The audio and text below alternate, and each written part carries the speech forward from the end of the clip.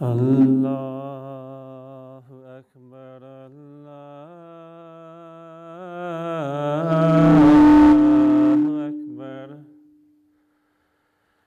الله أكبر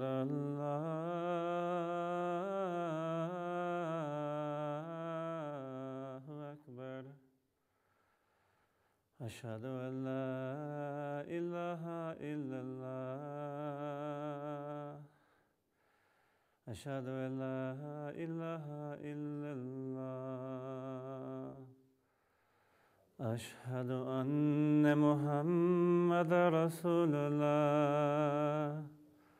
أشهد أن محمد رسول الله حي على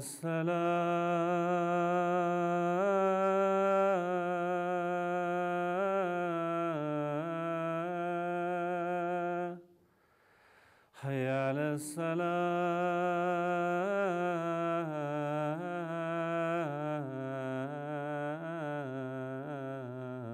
الصلاة حي على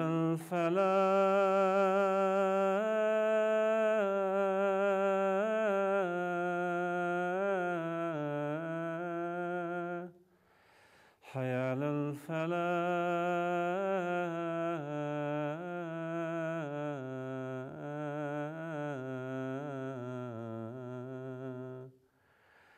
الله أكبر الله أكبر لا إله إلا الله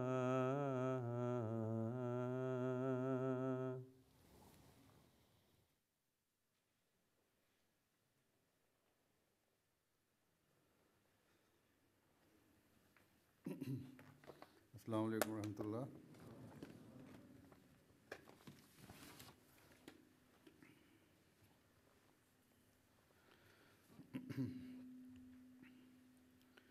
अशहदु अल्ला इलाहा इल्लल्लाह वहदहु ला शरीका लहू वअशहदु अन्ना मुहम्मदन अब्दुहु व रसूलुहु अम्मा बअदु फ़अऊज़ु बिल्लाहि मिनश शैतानिर रजीम बिस्मिल्लाहिर रहमानिर रहीम अल्हम्दुलिल्लाहि रब्बिल आलमीन अर्रहमानिर रहीम मालिकि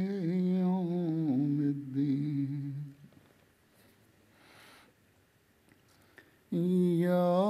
इय्याका नअबुदु व इय्याका नस्तईन इहदिना सिरातल मुस्तकीम सिरातल लज़ीना अनअमता अलैहिम गैरिल मग़दूबि अलैहिम वलद्दाल्लीन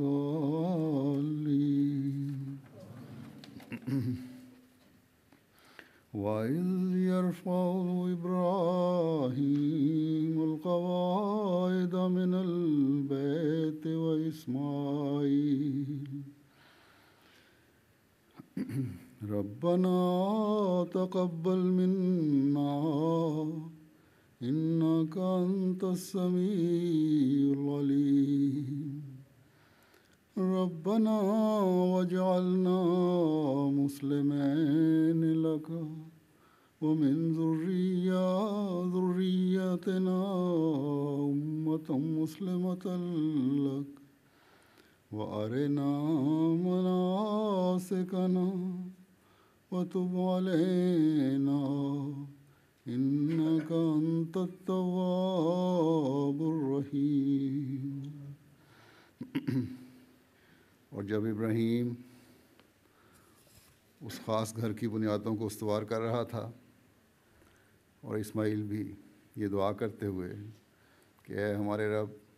ہماری طرف سے قبول کر لے، یقیناً تو ہی ہے بہت سننے والا اور دائمی علم رکھنے والا ہے، اور اے ہمارے رب، ہمیں اپنے 2 فرمانبردار بندے بنا دے، اور ہماری ذریت میں سے بھی اپنی ایک فرمانبردار امت پیدا کر دے، اور ہمیں اپنی عبادتوں اور قربانیوں کے طریق سکھا، اور ہم پر توبہ قبول کرتے ہوئے جھک جا، یقیناً تو ہی بہت توبہ قبول کرنے والا اور بار بار رحم کرنے والا ہے۔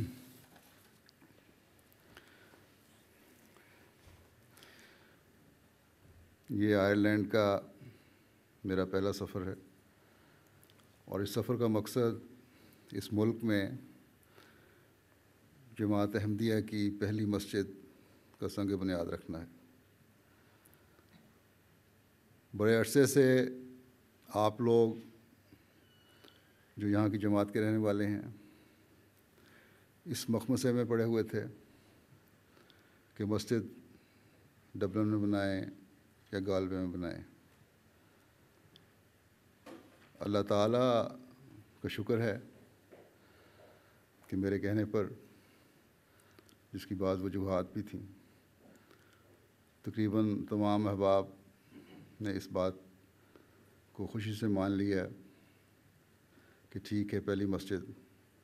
گالوے میں تعمیر کی جائے۔ اگر دیکھا جائے تو گالوے بھی ایک لحاظ سے دنیا کا کنارہ بنتا ہے، سمندر کے کنارے پہ واقع ہے، اٹلانٹک اوشین یا بحیرہ اوقیانوس اس کے بعد شروع ہو جاتا ہے۔ اس کے بعد سیدھی لائن میں تو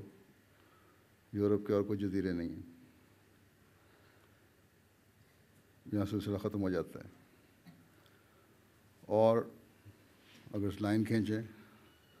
تو کینیڈا، امریکہ وغیرہ کے علاقے پھر شروع ہو جاتے ہیں سمندر کے بعد۔ تو اس لحاظ سے یہ بھی ایک کنارہ ہے جہاں حضرت مسیح موعود علیہ السلام کے ماننے والوں کو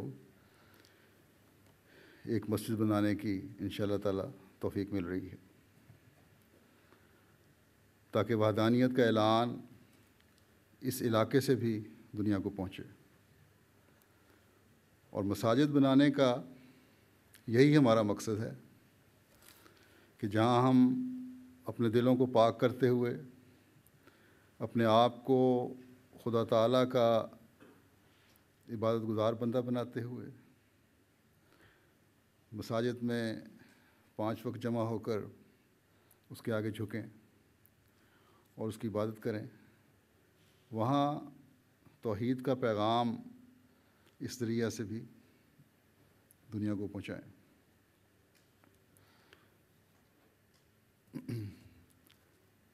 لا الہ الا اللہ محمد رسول اللہ کی صدا بلند کرتے ہوئے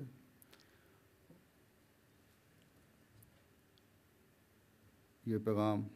دنیا کو پہنچائیں، اور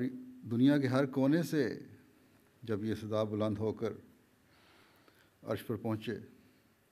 تو اللہ تعالیٰ کی رضا حاصل کرنے والوں میں ہمارا بھی شمار ہو۔ اللہ تعالیٰ نے مسیح محمدی کو اسی لیے دنیا میں بھیجا ہے۔ پہلے انبیاء اور آن حضرت صلی اللہ علیہ وسلم نے جو بعد اپنے عاشق صادق کے آنے کی خبر دی تھی، تو اس کا یہی کام اور مقصد تھا کہ وہ اللہ اکبر کا نعرہ دنیا میں لگائے، اور لا الہ الا اللہ محمد رسول اللہ کا پیغام دنیا کو دے کر انہیں ایک ہاتھ پر جمع کر کے اللہ تعالیٰ کے حضور جھکنے والا بنا دے، اور اللہ تعالیٰ کے پیارے رسول حضرت محمد مصطفیٰ صلی اللہ علیہ وسلم کی غلامی میں لا ڈالے۔ اس کے علاوہ تو اور کوئی پیغام نہیں ہے جو حضرت مسیح موعود علیہ السلام لے کر آئے تھے۔ اللہ تعالیٰ نے جب آپ کو الہاماً یہ خوشخبری دے کر وعدہ فرمایا تھا کہ میں تیری تبلیغ کو زمین کے کناروں تک پہنچاؤں گا، تو اس سے مراد اسی پیغام کی تبلیغ تھی جو اللہ تعالیٰ کے پیارے اور آخری رسول خاتم الانبیاء فخر الرسل حضرت محمد مصطفیٰ صلی اللہ علیہ وسلم لے کر آئے تھے، جس نے شریعت کو کامل کیا تھا اور جس نے اللہ تعالیٰ کی نعمتوں کی انتہا سے دنیا کو، اس دنیا کو جو اللہ تعالیٰ کی نعمتوں کی تلاش میں تھی، اس سے فیض یاب کیا تھا۔ بس جب اللہ تعالیٰ فرماتا ہے کہ میں تیری تبلیغ کو دنیا کے کناروں تک پہنچاؤں گا، تو اس سے مراد یہ پیغام ہے جس کے دنیا میں پھیلانے کے لیے آپ کو اس قدر فکر اور تردد تھا کہ آپ علیہ السلام اپنے آقا کے نقش قدم پر چلتے ہوئے اپنی جان آپ نے ہلکان کی ہوئی تھی۔ تو اللہ تعالیٰ فرماتا ہے کہ جس دین نے دنیا میں غالب آنا ہے وہ حضرت محمد مصطفیٰ صلی اللہ علیہ وسلم کو لایا ہوا دین ہے، اور اے مسیح محمدی، تجھے میں نے اس دین کے غلبہ کے لیے ایک ذریعہ بنا کر کھڑا کیا ہے۔ بس جب یہ میرا وعدہ ہے اور یہی تقدیر ہے کہ اسلام نے ہی دنیا میں آخری فتح دیکھنی ہے، تو پھر اپنی کمزوری، اپنے وسائل کی کمی اور راستے کی بے شمار روکوں کی وجہ سے پریشان نہ ہو۔ تیرے سپرد اے مسیح محمدی، جو میں نے کام کیا ہے، یہ صرف تیرا کام ہی نہیں ہے بلکہ یہ تقدیر الہی ہے، اور جب یہ تقدیر الہی ہے تو پھر میری تائید و نصرت بھی تیرے ساتھ ہے۔ بس ان تمام وسائل کی کمیوں، بشری کمزوریوں اور راستے کی بے شمار روکوں کے باوجود میں تیرے مشن کو، جو دراصل میرے اور میرے رسول صلی اللہ علیہ وسلم کے جھنڈے تلے لانے کا مشن ہے، میں اپنی تمام تر قدرتوں کے ساتھ پورا کروں گا۔ اور جماعت احمدیہ کی تاریخ گواہ ہے کہ ہر قدم پر اللہ تعالیٰ کی اس تائید و نصرت کے نظارے ہم دیکھتے رہے ہیں اور دیکھتے ہیں اور دیکھ رہے ہیں۔ MTA کا ذریعہ لے لیں، کس طرح اس کے ذریعے سے دنیا میں احمدیت یعنی حقیقی اسلام کا پیغام پہنچ رہا ہے، اور پھر جہاں خلیفہ وقت دورے پر جائے وہاں سے دنیا میں حضرت مسیح موعود علیہ السلام کے خلیفہ کی آواز اس ذریعے سے پہنچ رہی ہے۔